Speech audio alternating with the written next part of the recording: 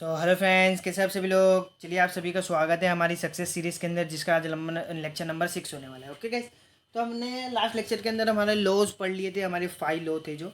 अब हमारे पास यहाँ हमारी आती है Dalton atomic theory. Okay guys, तो हमारी डेल्टन एटॉमिक थ्योरी आ गई है। हम लोगों ने बहुत सारे कॉन्सेप्ट आगे पढ़ लिए। आपने अगर हमारी वीडियो पे अगर नए आ रहे हो सक्सेस सीरीज़ पे, तो सबसे पहले वो वाले हम लोग सब जो लेक्चर अपलोड किए गए पहले वो देख लो, उसके बाद यहाँ पर आप देख सकते हो। वैसे आप डेल्टन एटॉमिक थ्योरी पढ़ना है तो पढ़ सकते हो। ओके गाइस, तो चलिए शुरुआत करते हैं। तो गाइस हमारी आज का टॉपिक है हमारा डेल्टन एटॉमिक थ्योरी। तो हम लोग को गाइस डेल्टन एटॉमिक थ्योरी हमारी डेल्टन साहब ने दी थी। तो इस थ्योरी को हम लोग ने पढ़ना है। इस थ्योरी में हम लोग कहना क्या चाहते थे, मतलब डेल्टन साहब कहना क्या चाहते थे। ओके गाइस, तो the Dalton atomic theory is given by Dalton in 1808। मतलब डेल्टन थ्योरी हम लोग को दी गई थी 1808 के अंदर। ओके गाइस, तो गाइस प्रीवियस टाइम पे जो हमारे इंडियन फिलोसफर्स थे, जो हमारी 400 BC की बात है, जिनका नाम था हमारा महर्षि कन्नड़। ओके गाइस, और जो हमारे ग्रीक फिलोसफर थे 309 BC के अंदर, जिसका नाम था हमारा डेमोक्रेटस। ओके गाइस, तो हमारे एक इंडियन फिलोसफर थे, हमारे ग्रीक फिलोसफर थे।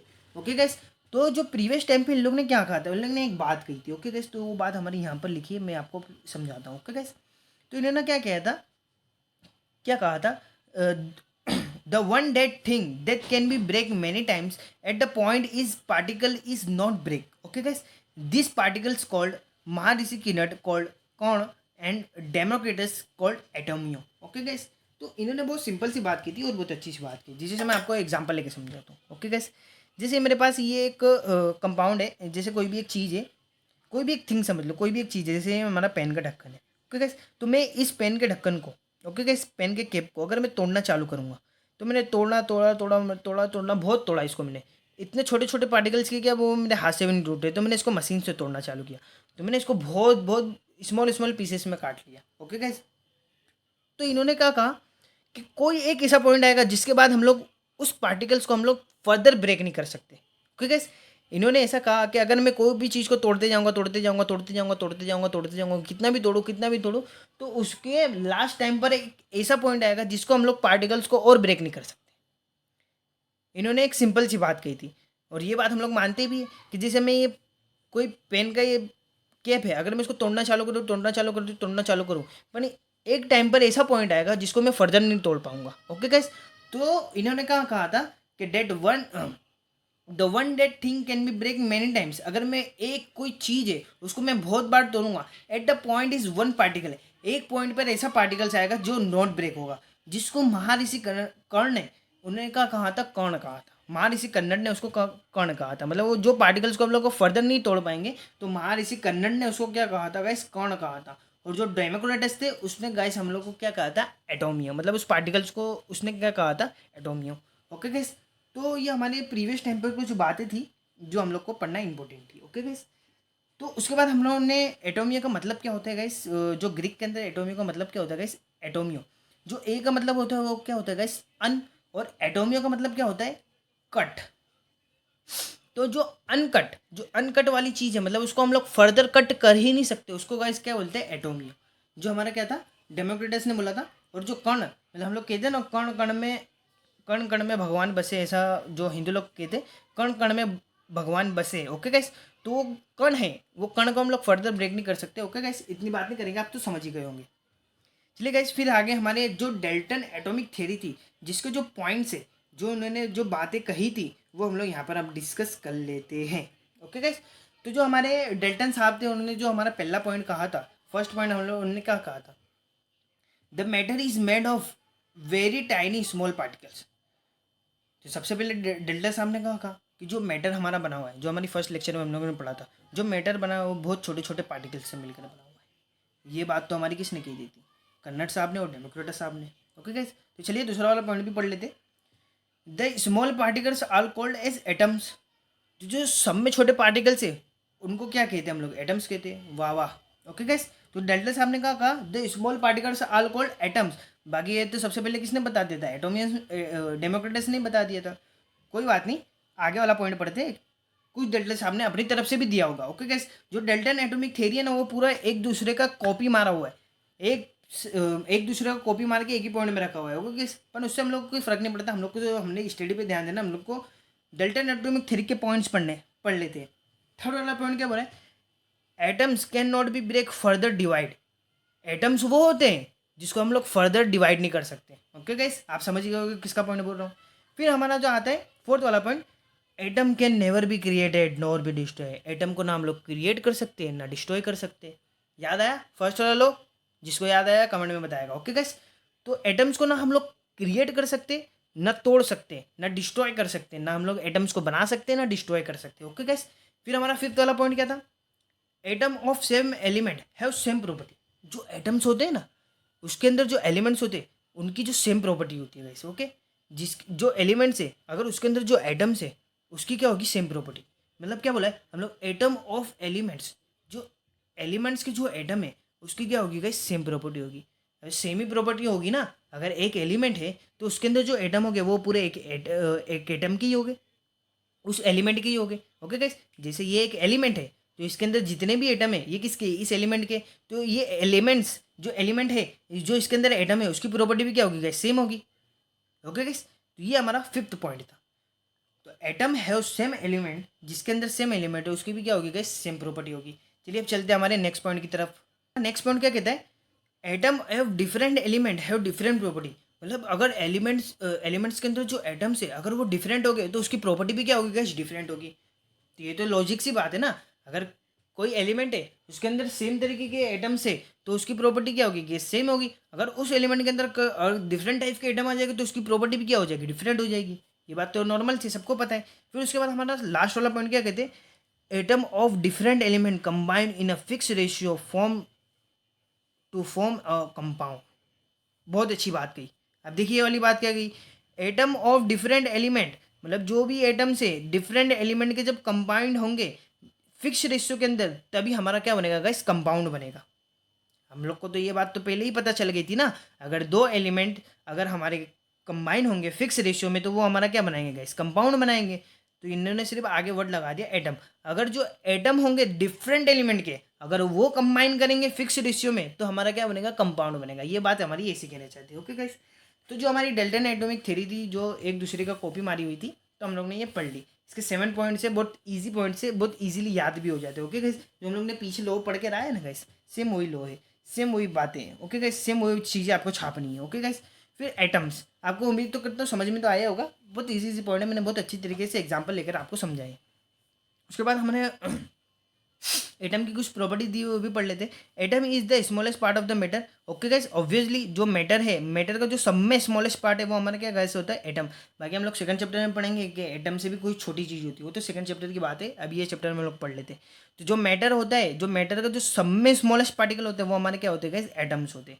और हम लोग ऐसा भी कह सकते हैं कि atoms are the building block of a matter. जो मैटर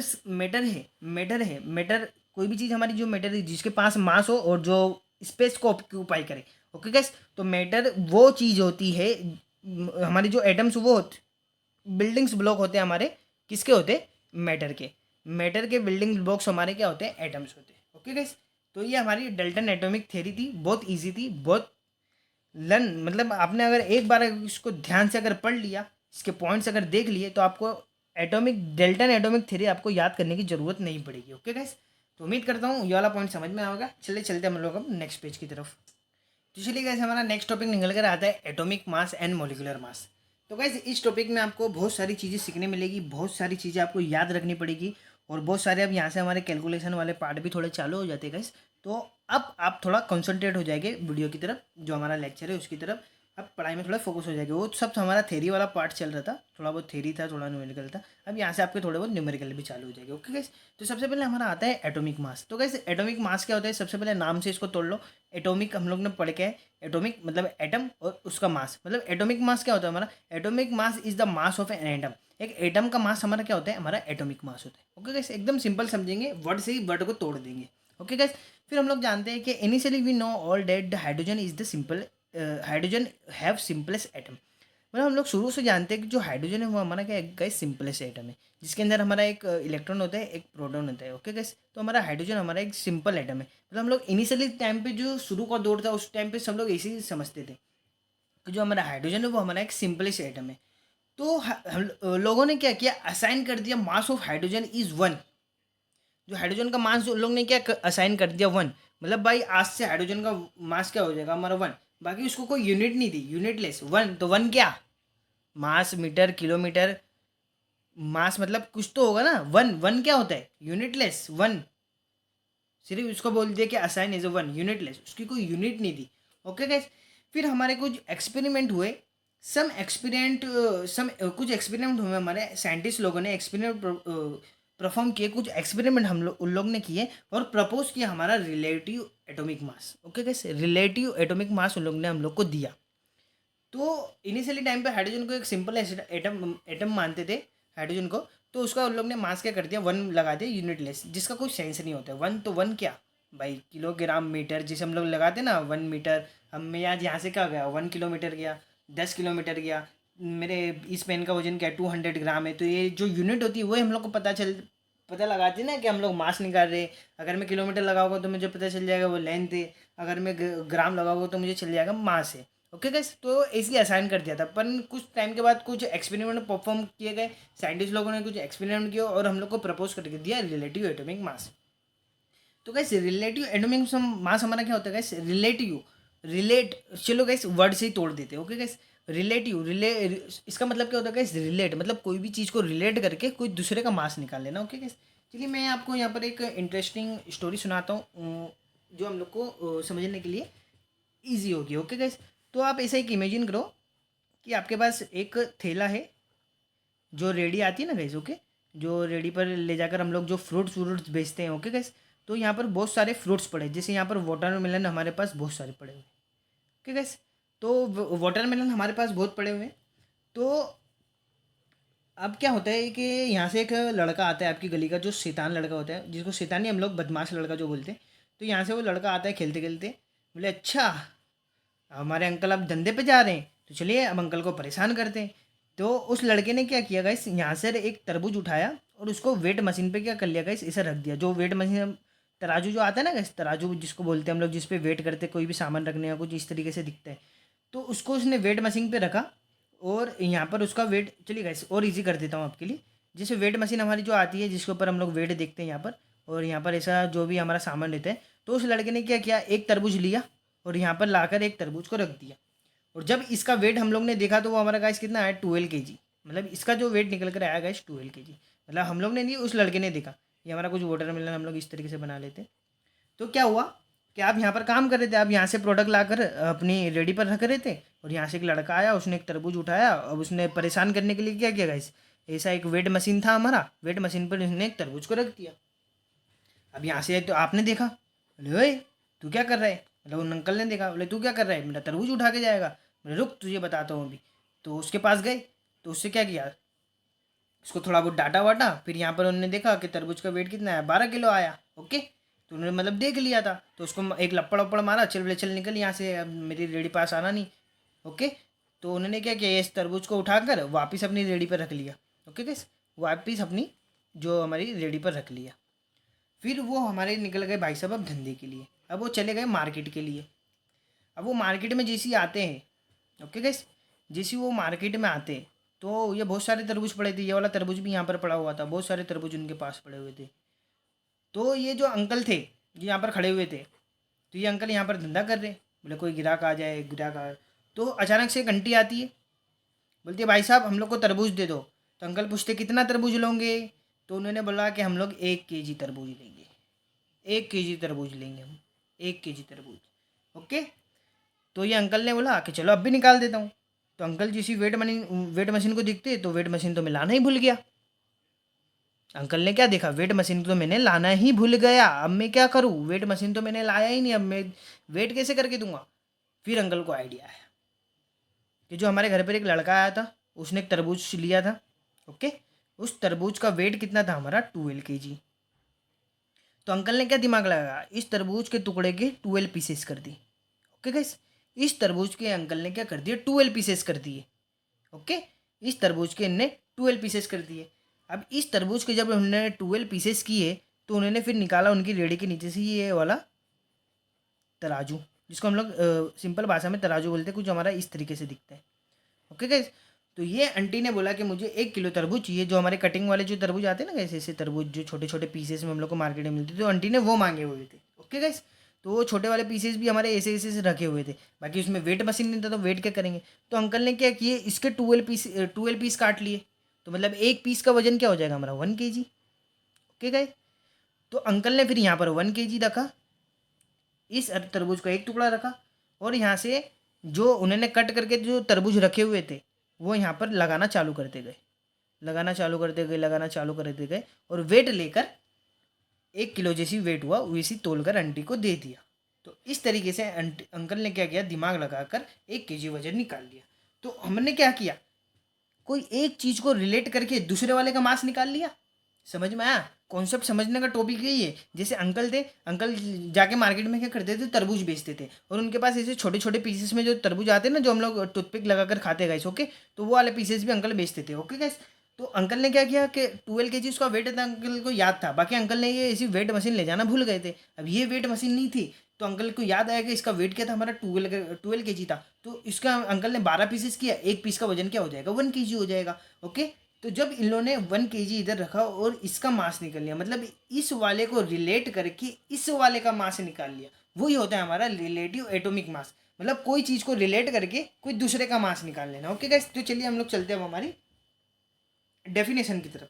तो इसकी डेफिनेशन क्या कहती है guys, relative atomic mass means the mass of one atom which can be calculated और obtain with the help of another element. मतलब कुछ ऐसे एलिमेंट्स, मतलब कोई दूसरे एलिमेंट का एटॉमिक हेल्प लेकर हम लोग कोई दूसरे एलिमेंट्स का मास कैलकुलेट कर सकते, ऑब्टेन कर सकते, ओके गाइस। तो रिलेटिव एटॉमिक मास हमारा क्या होता है, relative atomic mass means the mass of an atom which can calculated with the help of another, मतलब दूसरे की सहायता लेके कोई एक एटम का मास निकालना, ओके गाइस। तो चलिए चलते हैं नेक्स्ट पेज की तरफ, ओके गाइस। तो हम लोग को अब कोई चीज़ को रिलेट करके किसी का मास निकालना है। तो इनिशियली टाइम पे हम लोग हाइड्रोजन, ऑक्सीजन और कार्बन के बारे में हम लोग ज़्यादा जानते थे, ये मॉलिक्यूल्स हम लोग को ज़्यादा मिलते रहते थे इस तरीके की तरफ से। तो जो सबसे पहले जो चूज़ किया गया एज ए स्टैंडर्ड, वो किसको चूज़ किया, हाइड्रोजन के। इनिशियली मतलब जो सब में शुरुआत में जो हाइड्रोजन को बोला कि भाई हाइड्रोजन के रिलेट करके कोई का भी मास निकालेंगे, चूजन एज ए स्टैंडर्ड, उसको एज ए स्टैंडर्ड मान के चूज़ किया।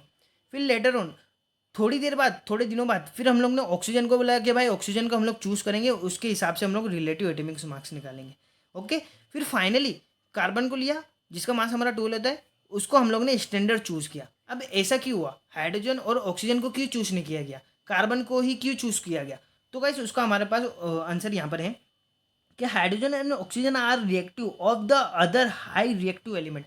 मतलब हाइड्रोजन और ऑक्सीजन हमारी ऐसे एलिमेंट से, ऐसे हमारे एटम से जो हमारे क्या होते हैं, बहुत रिएक्टिव होते हैं, और उनके सामने अगर हाईली रिएक्टिव एलिमेंट्स आ जाए अदर, तो उसके साथ क्या कर देते हैं, रिएक्ट कर देते हैं। तो उसकी वजह से हम लोग का मास नहीं निकाल सकते थे। बाकी कार्बन हमारा एक ऐसा एलिमेंट है जो रिएक्टिव नहीं होता है, हाईली रिएक्टिव एलिमेंट के पास भी जाता है तो इतना रिएक्टिव नहीं होता है, जिसकी वजह से हम लोग इजीली कोई भी एलिमेंट्स का जो मास है वो हम लोग निकाल सकते हैं। तो उसको हम लोग ने एज अ स्टैंडर्ड चूज किया, और इसके रिलेटेड में हम लोग सारे एटम्स के मास निकालते हैं, ओके गाइस। चलिए ये वाला पॉइंट आपको समझ में आ गया। अब चलते हैं हमारे दूसरा पॉइंट्स की तरफ। तो गाइस हमारा यहाँ दूसरा पॉइंट हमारा निकल के आता है मास स्पेक्ट्रोमीटर। जो मास स्पेक्ट्रोमीटर है, ये हमारा एक तरीके का इंस्ट्रूमेंट होता है, एक तरीके की मशीन होती है, जिसका यूज़ करके हम लोग एटम्स का मास निकाल सकते हैं इन अ ग्राम, ओके गाइस।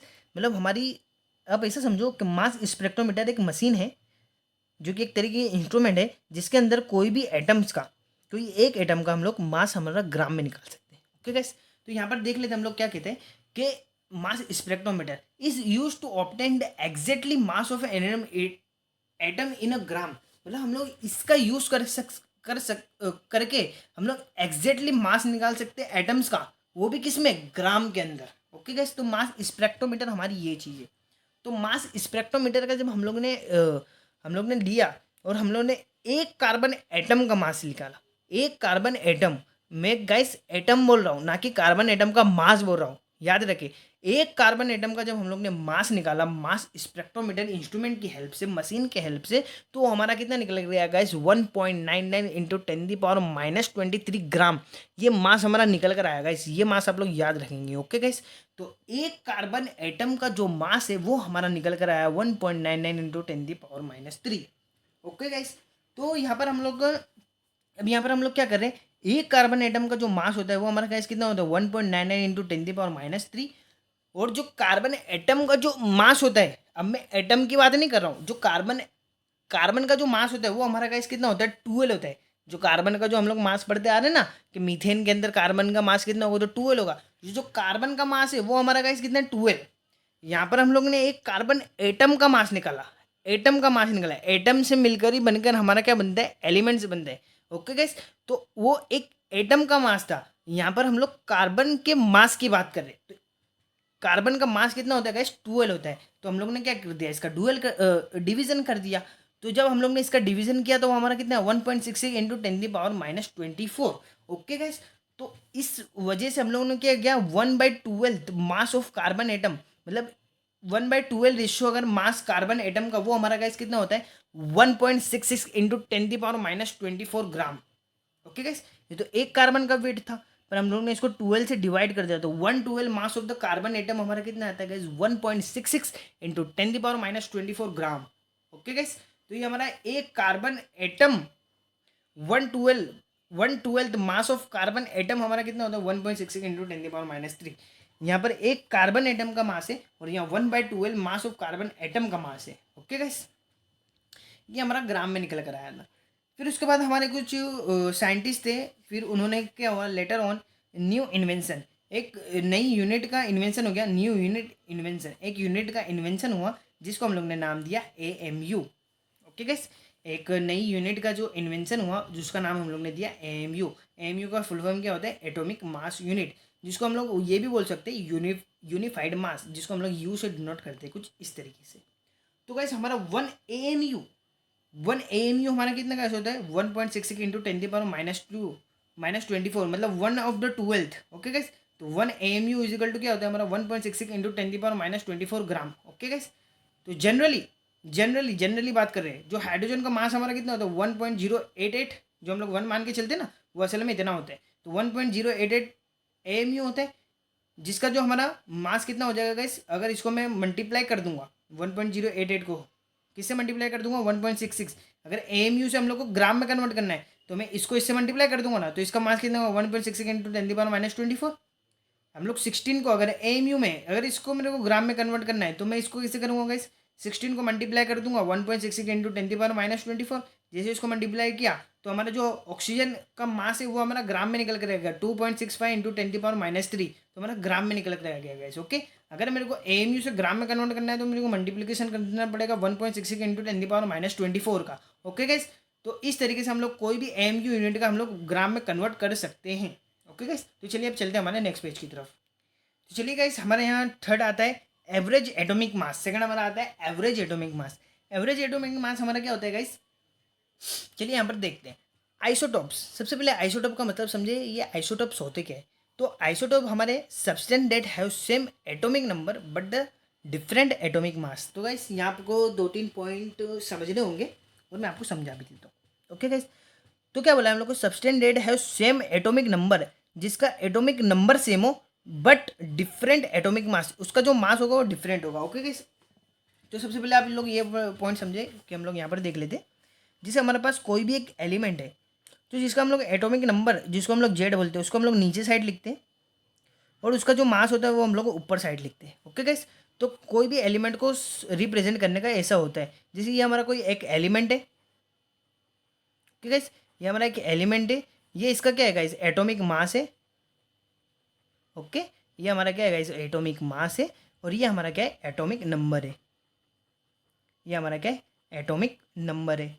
तो इस तरीके से कोई भी कंपाउंड को हम लोग डिनोट करते हैं, मतलब कोई भी आइसोटॉप को हमारे ऐसे डिनोट करते हैं। ओके गाइस, तो ये हमारा एटॉमिक मास, ऊपर जो साइड लिखा जाता है वो हमारा एटॉमिक मास, जो नीचे साइड लिखा जाता है एटॉमिक नंबर। अगर मैं इसको एक लाइन में लिखूँ तो हम लोग ऐसे लिखेंगे। ओके गाइस, ये हमारा एलिमेंट हो गया, एक्स नाम का कोई भी एक एलिमेंट है हमारे पास जिसका एटॉमिक नंबर जेड है और उसका एटॉमिक मास ए है। तो हमारे आइसोटॉप कुछ इस तरीके से होते हैं। ओके गाइस, तो अगर मेरे को, मैं आपको पूछूंगा इसमें एटॉमिक नंबर और एटॉमिक मास क्या है, तो हमारा एटॉमिक नंबर कितना है, 1 है, और इसका एटॉमिक मास क्या है, 1 है।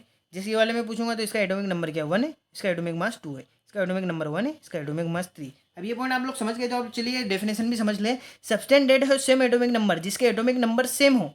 देखो ये वाला आइसोटोप है कि, ये वाला आइसोटोप है कि, ये वाला आइसोटोप है कि, इसके जो एटॉमिक नंबर के सेम है 1 1 1, बट डिफरेंट एटॉमिक मास। इन लोग के मास देखो तो वो क्या डिफरेंट हो गए, 1 2 3, मतलब तीनों के मास डिफरेंट है। तो उसे क्या बोलते हैं हम लोग, आइसोटोप्स बोलते हैं। ओके गाइस, जिसका एग्जांपल है protium, deuterium, tritium. Okay guys, tritium. तो ये हमारे आइसोटोप के एग्जांपल है। तो एवरेज एटॉमिक मास क्या होता है, एवरेज एटॉमिक मास हम लोग आइसोटोप्स के निकालते हैं। ओके गाइस, तो average atomic mass is equal to percentage composition of isotope 1 into atomic mass plus composition of isotope 2 into atomic mass, और जितने भी हो हमारे पास डिवाइड बाय 100, जिसको मैंने सिंपलेस्ट करके हमारा यहाँ पर लिख दिया। अगर हम लोग को एवरेज एटॉमिक मास निकालना है तो जो परसेंटेज होगा आइसोटोप का, जो हमारे पास एक आइसोटोप है, जैसे ये आइसोटोप को कुछ परसेंटेज हम लोग को दिया होगा, उसके साथ हम लोग मल्टीप्लाई कर देंगे उसका एटॉमिक मास, प्लस दूसरे वाले का भी दिया है तो उसका भी मल्टीप्लाई कर देंगे एटॉमिक मास, जिसका परसेंटेज भी दिया होगा वो, और उसका मल्टीप्लीकेशन कर देंगे मास, और हमारे पास जितने भी हो, जैसे यहाँ 3 है, 4, 5, 6 जितने भी दिए हो, और डिवाइड बाय कर देंगे 100। एग्जाम्पल लेके देखते हो और बेटर अंडरस्टैंडिंग होगी। ओके गाइस, तो चलिए गाइस, एग्जाम्पल हम लोग को दिया है क्लोरीन, जिसका आइसोटोप है, जिसका एक का एटॉमिक मास होता है हमारा 35, और एक और आइसोटोप है जिसका हमारा एटॉमिक मास होता है 37। ओके गाइस, तो इसका परसेंटेज कंपोजिशन हम लोग को दे देगा 75, और एक का दिया है 25%। और हम लोग को यहाँ बोला कि फाइंड एवरेज एटॉमिक मास, इस इन दोनों का एवरेज एटॉमिक मास फाइंड करो। तो चलिए गाइस, ये वाला फॉर्मूला हम लोग लगाते हैं। तो चलिए गाइस, इसमें हम लोग को एवरेज एटॉमिक मास फाइंड करना है। तो चलिए ये वाला फार्मूला लगाते हैं, ये वाला फार्मूला लगाया।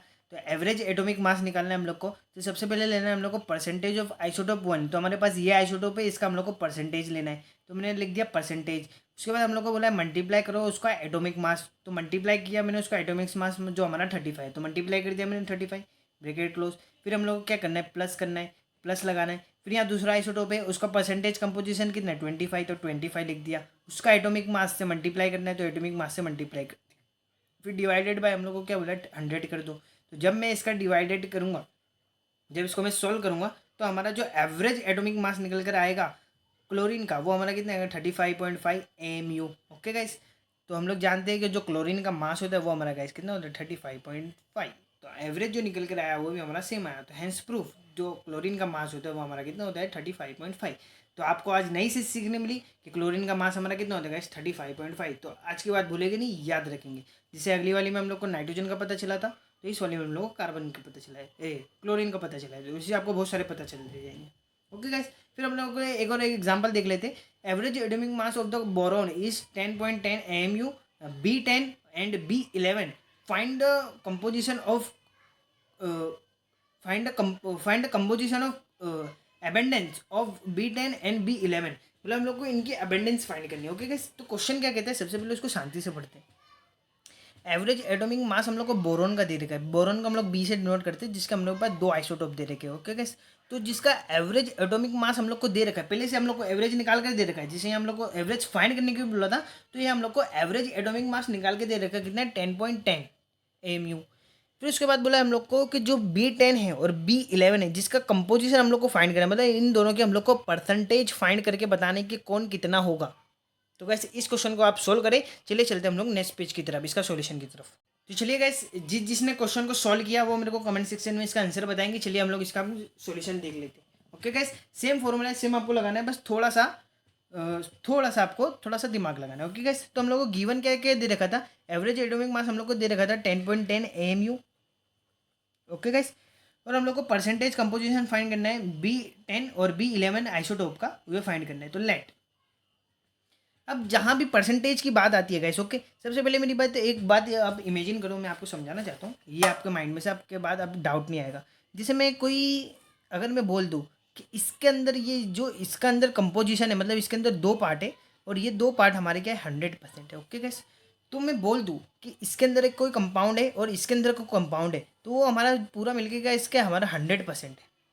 मतलब इसके अंदर कोई 2 कंपाउंड है जो हमारे इधर है और इधर है, और ये दोनों का कंपोजिशन है वो हमारा कितना 100% है।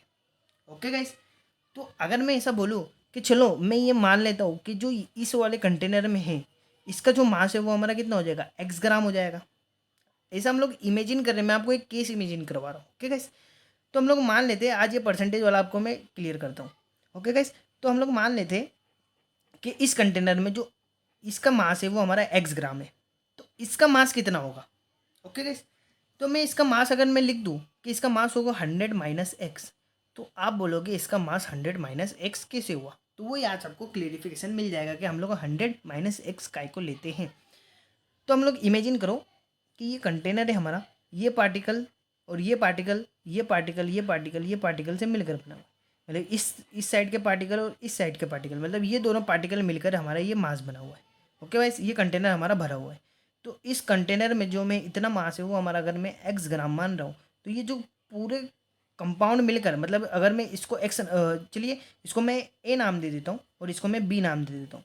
तो ए प्लस बी बनकर हमारा जो पूरा सॉल्यूशन था वो हमारा कितना 100% का लोग बना रहे थे। ओके गाइस, अगर मैं एक का माइनस मान ले रहा हूँ मास कि वो हमारा एक्स ग्राम है, तो हमारा बी का मास हमारा हो जाएगा, बी का अगर हम लोग को मास निकालना है तो मैं इक्वल कर दूंगा बी माइनस 100।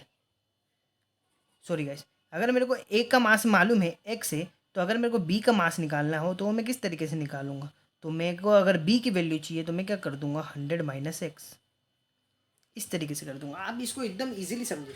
अगर एक का मास एक्स ग्राम है, अगर ये कंटेनर में अगर मैं मान लूँ कि अगर इसका मास एक्स ग्राम है, तो ये जो पूरा सॉल्यूशन है अगर ये परसेंटेज में दे रखा है, तो परसेंटेज का मतलब क्या है, ये पूरा सॉल्यूशन कितना 100% का है। ओके गाइस, तो ये 100% का अगर सॉल्यूशन है, 100% का सॉल्यूशन है, उसमें से अगर मैंने थोड़ा पार्ट निकाल दिया, तो उसमें जो थोड़ा पार्ट निकाला वो कौन सा निकाला, इसका निकाला। अगर मैंने इसके अंदर से ये थोड़ा पार्ट अगर मैंने इसका निकाला, तो जो बाकी बचा मास वो किसका बचा, इस वाले का बचा क्या नहीं बचा।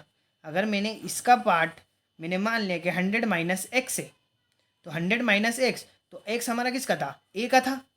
ए का था क्या, नहीं मानते कि नहीं हो, तो ए का था। अगर मेरे को बी का पता करना है तो मैं बी का पता करने के लिए क्या करूँगा, मैंने इतना पार्ट का मास हम लोग ने एक्स माना था, इमेजिन कर लो इतने पार्ट का मास हम लोग ने एक्स माना था, तो इतने पार्ट को निकाल दो, तो ये वाले कंटेनर का जो 100% था, तो 100% पार्ट में से हम लोग ने एक्स पार्ट निकाल दिया। देखो गाइस, सब समझ में आ जाएगा आपको बहुत ईजीली। अगर मेरे मान रहा हूँ कि इस कंटेनर में जो इतना भाग से इतने भाग का मास एक्स ग्राम है, अगर मेरे पूरे का भाग निकालना है तो मैं क्या कर दूंगा, इस वाले कंटेनर में से इतना पार्ट हटा दूंगा। ओके गाइस, इतना पार्ट मैंने हटा दिया, तो हमने क्या किया, जो ये पूरा 100% का था, 100% का था, जिसमें से हम लोग ने एक्स ग्राम बाहर निकाल दिया, तो ये क्या हो गया, इस कंटेनर का मास हो गया। तो इस तरीके से हम लोग मास लेते गाइस। ओके, अगर पूरा सॉल्यूशन हमारा 100% का है, तो उसमें से अगर मैंने माना कि इतने पार्टिकल्स का मास हमारा एक्स ग्राम है, तो बी का इनडायरेक्टली हमारा 100 माइनस एक्स हो जाएगा। ओके गाइस, तो ये तो बहुत बेसिक सा मैथ्स से आपको समझ में आ जाना चाहिए। बाकी डिटेल में आपको पढ़ना है, इसलिए मैं आपको पढ़ाता हूँ। कोई भी चीज़ हम लोग डिटेल में जाकर समझेंगे तो हम लोग को पता चलेगा कि हम लोग ने एक्स की लिया और 100 माइनस एक्स का ही। चलिए तो चलते हैं हमारे क्वेश्चन की तरफ। तो हम लोग ने यहाँ पर माना कि जो B10 वाला आइसोटोप है उसका मास एक्स ग्राम है, तो B11 का मास कितना हो जाएगा। अगर वो पूरे कंटेनर हमारा 100% का है, तो उसमें से मैंने B10 वाला हटा दिया, तो हमारे पास बचा कि 100 में से जो B10 वाला निकल गया माइनस, तो 100 में से जो 10 वाला था वो हम लोग ने क्या कर दिया, माइनस कर दिया। मतलब वो उतना पार्ट हमारे पास नहीं है, हमारे पास माइनस में हम लोग ने, हमारे पास उतना पार्ट नहीं है, तो वो हमारा क्या हो जाएगा 100 माइनस एक्स। तो ओके गाइस, तो वो हमारा हो जाएगा 100 माइनस एक्स। तो हमारे पास दोनों के मास है। ओके गाइस, तो चलिए हमारा फॉर्मूला लगाते हैं, average atomic mass is equal to percentage composition of B10 isotope into उसका एटॉमिक मास, और इसका परसेंटेज और इसका atomic mass upon 100। Okay guys, अगर मेरे को यहाँ पर इसका एवरेज एटॉमिक मास हम लोग को दे रखा है 10.10, तो हम लोग ने ले लिया 10.10।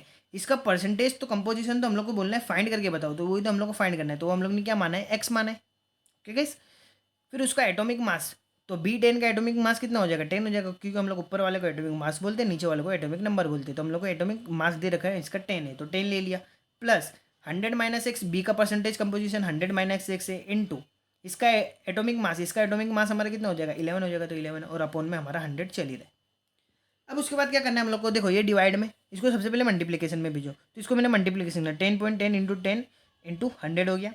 फिर इसको मैंने इसके साथ मल्टीप्लाई किया तो ये आ गया, और इस वाली टर्म का देखो गाइस, अब ये भी समझो, जो ब्रैकेट होता है ना, ब्रैकेट के बाद अगर कोई मल्टीप्लिकेशन के हो, तो ये ब्रैकेट के बाद ये दोनों के साथ में मल्टीप्लिकेशन में होगा, अगर यहाँ प्लस माइनस का साइन हो तो। ओके गाइस, तो ये 11 है, तो ये 11 किसके साथ, 100 के साथ भी मल्टीप्लिकेशन में और 11 के साथ भी मल्टीप्लिकेशन में, इस तरीके से मल्टीप्लिकेशन करेंगे। तो देखो हम लोग ने मल्टीप्लिकेशन किया, अगर मैंने 11 का 100 के मल्टीप्लिकेशन किया तो 1100 हो गया, माइनस 11 का एक्स से किया तो हमारा क्या हो गया 11x। चलिए, तो हमारे पास ये वैल्यू आ गई। अब ये दोनों का हम लोग ने मल्टीप्लिकेशन किया तो हमारे पास ये आंसर आया। ओके गाइस, ये दोनों का हम लोग ने AC रखा, और जब हमने इसका सॉल्यूशन किया तो हम लोग ने ब्रैकेट, अगर हम लोग को हटाना है तो हम लोग ने ब्रैकेट हटा के हमारी ये वैल्यू आ गई। तो मतलब हम लोग ने सीधे से सीधे एग्जाम्पल में हम लोग ने यहाँ से मल्टीप्लिकेशन किया। फिर मैं क्या कर रहा हूँ, कि जो नॉर्मल वैल्यू है, देखो ये एक्स वाली वैल्यू है और ये भी एक्स वाली वैल्यू है, तो ये दोनों एक्स वैल्यू को हम लोग एक साइड पे रख रहे हैं और ये जो नॉर्मल वैल्यू है दोनों को हम लोग एक साइड में लेके आ रहे हैं। तो देखो ये गाइस ये प्लस में हमारा, तो ये प्लस में तो इधर आएगा तो माइनस में, तो ये 1010 को हम लोग 1100 से माइनस करेंगे तो -90 आंसर आएगा। और यहाँ पर क्या बचा था हमारा 10x और -11x, तो हमारा -x आंसर आया। तो x माइनस से माइनस कैंसिल आउट हो गया और हमारी जो x की वैल्यू हो गई वो हमारी गई 90 आ गई। तो मतलब जो हमारा B10 का जो परसेंटेज सुने, एक्स की वैल्यू हमारी 90 आ गई और एक्स हमने किसको माना हुआ था B10 को, मतलब B10 आइसोटोप की जो हमारी परसेंटेज की वैल्यू है वो हमारी कितनी है गाइस, आ गई हमारी 90 आ गई। अब जो हमारी जो B11 की थी वो हमारी कितनी होगी, तो 100 में से क्या करना है हम लोग को, एक्स को माइनस करना है, बाकी एक्स की वैल्यू तो हम लोग को मिल गई 90 मिल गई। तो मैं 100 में से अगर 90 माइनस कर दूंगा तो हमारी B11 की वैल्यू कितनी आ जाएगी, 10 आ जाएगी। तो इस तरीके से ये क्वेश्चन सोल्व होता है। ओके गाइस, तो इस तरीके से आपको ऐसे क्वेश्चन को टैकल करना है, समझना है किस तरीके से हम लोग को एक्स लेना है, 100 माइनस एक्स लेना है, किस तरीके से क्वेश्चन को सोल्व करना है, मैंने पूरा डिटेल में समझा दिया। ओके गाइस, फिर भी अगर आपको डाउट हो तो मुझे कमेंट करो, आपके कमेंट का आपको रिप्लाई मिलेगा। ओके गाइस, तो चलिए हमारे चलते हैं नेक्स्ट पेज की तरफ। तो चलिए अभी गाइस हमारा नेक्स्ट निकल कर आता है ग्राम एटॉमिक मास और हमारा मोलिकुलर मास। चलिए हम लोग इसको भी पढ़ लेते हैं। तो गाइस हमारा ग्राम एटॉमिक मास क्या होता है, तो ग्राम एटॉमिक मास जिसको हम लोग बोलते हैं मास of an element represent by the gram. Okay guys, तो हमारा ग्राम एटॉमिक मास वो होता है कि जो भी मास जो हमारा एलिमेंट का जिसको हम लोग रिप्रेजेंट करते हैं ग्राम के अंदर, वो हमारा क्या होता है, ग्राम एटॉमिक मास होता है, जिसको हम लोग GAM भी लिखते हैं। ओके गाइस, तो it is also called 1 gram atom and it is also called molar mass. इसको हम लोग क्या बोलते हैं, मोलार मास बोलते हैं। ओके गाइस, तो जो ग्राम एटॉमिक मास होता है वो हमारा क्या होता है गाइस, कि हमारा जो मास जो एलिमेंट का उसको हम लोग ग्राम में लिखे तो उसको हम लोग क्या बोलते हैं, gram atomic mass. Okay guys, बाकी हम लोग को पता है कि एक एटम का मास हमारा क्या होता है 1.66 इंटू 10⁻³ जैसे मैं कहना चाहूँ कि 1 AMU तो हम लोग पढ़ गए हैं ना अभी पीछे, क्या पढ़ गए 1 AMU इजिकल टू क्या होता है हमारा 1.66 इंटू 10⁻24 ग्राम, ये होता है हमारा। ओके गाइस, ये पॉइंट आप लोग याद रखेंगे, ये हमारा इतना होता है AMU को अगर ग्राम में कन्वर्ट करना हो। बाकी जो हमारा ग्राम एटॉमिक मास है जिसके अंदर जो हम लोग मास होता है एलिमेंट का, जो एलिमेंट का जो मास होता है अगर उसको हम लोग ग्राम में कन्वर्ट लिखते हैं तो हमारा क्या हो जाता है, ग्राम एटॉमिक मास हो जाता है। ये हमारा टोटली डिफरेंट है। 1 AMU इजिकल टू क्या होता है 1.66 इंटू 10⁻24। अगर आपको कोई ऐसा बोलता है 1 AMU इज इक्वल टू क्या होता है 1 ग्राम, तो वहाँ से कोचिंग छोड़ो, निकल जाओ वहाँ से। ऐसा कभी नहीं होगा, कभी नहीं होगा, हमेशा यही होगा 1 AMU is equal to 1.66 into 10⁻³ okay guys, तो चलिए अगर मेरे को कार्बन का जो मास होता है जिसको हम लोग मोलार मास भी बोलते हैं। ओके गाइस, जो कार्बन का मास होता है वो हमारा क्या होता है 12 AMU। अगर मैं 12 AMU को अगर मैं ग्राम में लिख दूँ तो वो हमारा क्या हो जाएगा, ग्राम एटॉमिक मास। समझ में आया? ओके गाइस, अगर मैं 12 AMU को अगर मैं ग्राम में लिख दूँ तो वो हमारा क्या हो जाएगा, ग्राम एटॉमिक मास। सिर्फ यूनिट का खेल है गाइस, रिप्रेजेंट करने का खेल है। जैसे Na का वेट क्या होता है हमारा, सोडियम का वेट क्या होता है हमारा 23 AMU होता है। ओके गाइस, अगर मैं 23 AMU को अगर मैं ग्राम में लिख दूँ तो हमारा क्या हो जाएगा, gram atomic mass.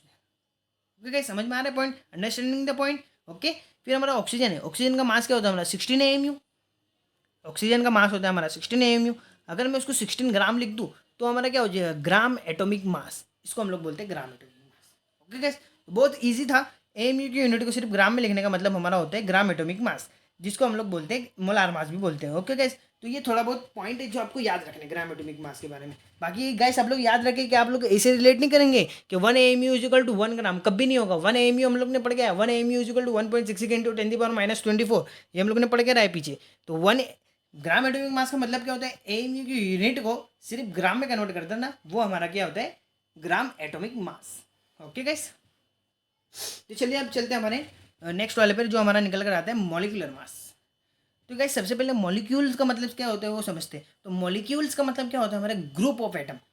Group of atom को हम लोग क्या बोलते हैं गाइस, मॉलिक्यूल्स बोलते हैं। अब चलिए मॉलिक्यूलर मास समझते हैं। Sum of the mass of all the atom present in a molecule. तो गाइस इसका मतलब क्या होता है, हम लोग को सम करना है किसका, मास का। जितने भी जो मॉलिक्यूल है जिसके अंदर जितने भी एटम प्रेजेंट है उसका जो हम लोग मास कर देंगे वो हमारा क्या होता है, मॉलिक्यूलर मास। चलिए एग्जांपल से समझते हैं। तो देखो ये हमारा एक मॉलिक्यूल है C6H12O6 जिसको हम लोग ग्लूकोज बोलते हैं। ओके गाइस, तो ये एक मॉलिक्यूल है। अगर मैं ये मॉलिक्यूल्स के अंदर जितने भी एटम है उसका मैं अगर सम कर दूंगा तो वो हमारा क्या हो जाएगा, मॉलिक्यूलर मास हो जाएगा। जैसे यहाँ कार्बन है, कार्बन हमारे पास कितनी है 6 है और एक कार्बन का वेट क्या होता है गाइस 12 होता है। तो मैं 6 को 12 से मल्टीप्लाई करूंगा फिर उसका एडिशन करूँगा। फिर हाइड्रोजन हमारे पास क्या 12 है, एक हाइड्रोजन का वेट क्या होता है हमारा 1 होता है, तो 12 हाइड्रोजन के वेट को फिर मैं प्लस करूँगा। फिर एक ऑक्सीजन का वेट हमारा क्या होता है 16 होता है, हमारे पास ऑक्सीजन कितनी है 6 है, तो उसका मैं मल्टीप्लीकेशन करूँगा। फिर इसका मैंने सॉल्यूशन किया तो 6 को 12 से मल्टीप्लाई किया 75, 72, 12 को 1 से मल्टीप्लाई किया 12, और 16 को 16 से मल्टीप्लाई किया तो 96। अगर मैंने इसका सम किया तो वो हमारे पास क्या 18 AMU।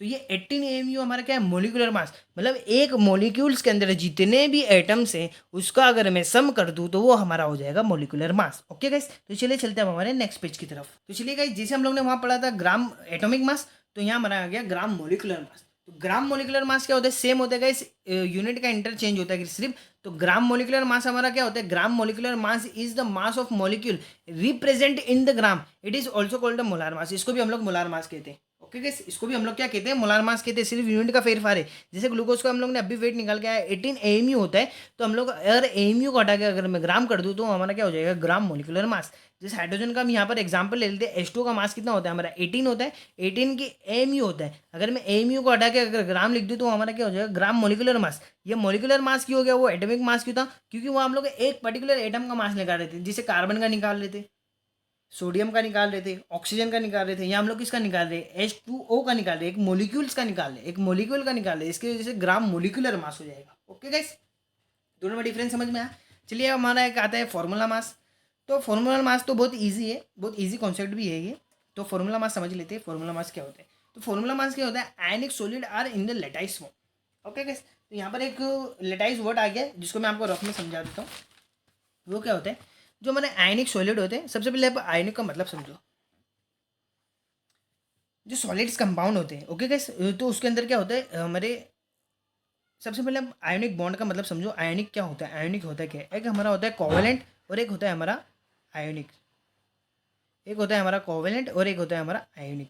तो जो हमारा कोवेलेंट का मतलब क्या होता है, कोवेलेंट बॉन्ड हमारे उस तरीके से बनते हैं, जो कोवेलेंट बॉन्ड होते हैं वो हमारे किससे बनते हैं, शेयरिंग से बनते हैं। और जो हमारे आयोनिक बॉन्ड होते हैं, आयोनिक बॉन्ड हमारे होते हैं कंप्लीट ट्रांसफर से बनते हैं। ओके गाइस, कंप्लीट ट्रांसफर से बनते हैं। किसके ट्रांसफर से, हमारे इलेक्ट्रॉन्स के ट्रांसफर से हमारे जो आयनिक बॉन्ड बनते हैं, और कोवेलेंट बॉन्ड हमारे शेयरिंग से बनते हैं। तो कंप्लीट ट्रांसफर का मतलब जो हमारा एक इलेक्ट्रॉन था कोई के पास, तो उसने एक इलेक्ट्रॉन पूरा डोनेट कर दिया दूसरे वाले को। तो उसकी वजह से जो एलिमेंट्स के अंदर जो बॉन्ड बनता है, जो कंपाउंड के अंदर जो बॉन्ड बनता है वो हमारा क्या बनता है, आयोनिक बॉन्ड बनता है। ओके गाइस, अगर हमारे शेयरिंग की वजह से बॉन्ड बनते हैं, जैसे कार्बन के अंदर हमारी शेयरिंग होती है गाइस, तो कार्बन के अंदर जब हमारी शेयरिंग होती है तो हमारे कुछ इस तरीके से हमारे बॉन्ड बनते हैं, जो हम लोग आगे थ्योरी में पढ़ेंगे। तो हमारे कुछ शेयरिंग के तरीके से बॉन्ड बनते हैं, तो वो हमारे क्या होते हैं, कोवेलेंट बॉन्ड होते हैं। तो जो हमारे आयनिक बॉन्ड हमारे कुछ इस तरीके से होते हैं, जैसे हमारा KCl है, तो K के ऊपर हम लोग प्लस लिखते हैं, Cl के ऊपर माइनस लिखते हैं। ये पूरे प्लस और पूरे माइनस का मतलब क्या होता है कि इसने पूरा इलेक्ट्रॉन छोड़ दिया और इसने पूरा इलेक्ट्रॉन गेन कर लिया, मतलब इसने पूरा इलेक्ट्रॉन गेन कर लिया और इसने पूरा इलेक्ट्रॉन छोड़ दिया, मतलब पूरा कंप्लीट ट्रांसफर हो गया। जो दोनों के बीच में जो बॉन्ड बना हुआ कि क्या बना, हमारा आयनिक बॉन्ड बना। ओके गाइस, तो जो हमारे आयनिक सॉलिड होते हैं आप समझ गए होंगे, जो ionic solid are in the lattice form. Lattice मैंने आपको बताया नहीं, लेटाइस हमारा कुछ इस तरीके से होता है गाइस। ओके, जो लेटाइस फॉर्म हमारी होती है, जो लेटाइस फॉर्म हमारी होती है वो कुछ इस तरीके से होती है, जिसके अंदर हमारा पूरा एक लेटाइस बन जाता है। ओके, तो ये हमारा लेटाइस हमारा कुछ इस तरीके से होता है, जो हमारा पूरा लेटाइस बन जाता है।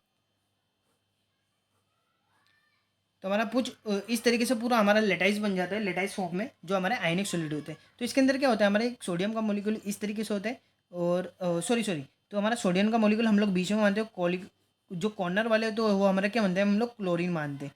तो हमारा कुछ इस तरीके से हमारा लेटाइस फॉर्म बनता है। तो जो हमारे जो कॉर्नर वाले उसको हम लोग क्या मानते हैं, क्लोरीन मानते हैं। ओके गैस, और जो हमारे साइड साइड पर जो होते हैं वो हमारे क्या होते हैं, हमारे Na+ होते हैं। तो हमारा जो NaCl का जो मॉलिक्यूल है वो हमारा कुछ इस तरीके से पाया जाता है। ओके गाइस, तो हमारा NaCl का जो मॉलिक्यूल है वो हमारा कुछ इस तरीके से पाया जाता है, एक लेटाइस के फॉर्म में पाया जाता है।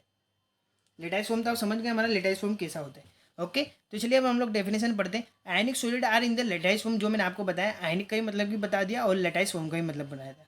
तो ionic solid are then in the lattice form some substance, जैसे कुछ सब्सटेंट होता है हमारे, जैसे NaCl do not contain district molecule, एक कंटेंट मॉलिक्यूल नहीं बना सकते, वो एक लेटाइस की फॉर्म में रहते हैं। Okay guys, the structure on the molecule such is NaCl, जो मैंने आपको NaCl का जो स्ट्रक्चर बताया, जैसे NaCl का स्ट्रक्चर बताया, तो इसके अंदर हम लोग क्या हो रहा है कि 1 Na is surrounded by the 6 chlorine ion and vice versa, मतलब एक सोडियम के मॉलिक्यूल को 6 आयन ने घेर के रखा है और एक क्लोरीन के मॉलिक्यूल को 6 आयन ने घेर के रखा है, सोडियम ने, मतलब एक क्लोरीन को 6 मॉलिक्यूल ने घेर के रखा है और एक सोडियम को 6 क्लोरीन ने घेर के रखा है। ऐसा ही हम लोग को कह रहा है, ये सब वाइस वर्सा चलते हैं। ओके गाइस, फिर उसके बाद हम लोग क्या बोला है, the formula such that NaCl is use to calculate the formula mass. जो जैसे हम लोग के ऐसे कंपाउंड होते हैं जिसके डिस्ट्रिक्ट यूनिट नहीं होता है, जैसे आयनिक सॉलिड होगा लेटाइस फॉर्म में जो रहने वाले, इसकी वजह से हम लोग यूज़ करते हैं उनके लिए फॉर्मूला मास। जिसे हम लोग को NaCl का अगर फॉर्मूला मास निकलना है तो Na का वेट होता है हमारा 23 और क्लोरीन का होता है हमारा 35.5। तो इसे हम इसका में फॉर्मूला मास निकालेंगे वो हमारा कितना आएगा 55.5 AMU। ओके गाइस, तो हमारा ये होता है NaCl का फॉर्मूला मास। तो कुछ ऐसे कंपाउंड होते हैं जो लेटाइस फॉर्म में आयनिक सॉलिड के फॉर्म में पाए जाते हैं, जिसका डिस्ट्रिक्ट शेप नहीं होता है, जिसके अंदर मॉलिक्यूल्स एक दूसरे के अंदर सराउंडिंग होती है। जैसे इस केस में था 6 मॉलिक्यूल क्लोरीन के सराउंडेड होते हैं Na के ऊपर, और Na के 6 मॉलिक्यूल क्लोरीन के ऊपर 6 तरफ से सराउंडेड होते हैं। ओके गाइस, तो इस ऐसे तरह के मॉलिक्यूल्स के लिए हम लोग फॉर्मूला मास का यूज़ करते हैं। तो उम्मीद करता हूँ आज का वीडियो आपको पसंद आया होगा। वीडियो पसंद आया तो वीडियो को लाइक करें, चैनल को सब्सक्राइब करें, अपने फ्रेंड लोगों के साथ शेयर करें। चलिए मिलते हैं अगली शानदार वीडियो में, तब तक के लिए बाय बाय।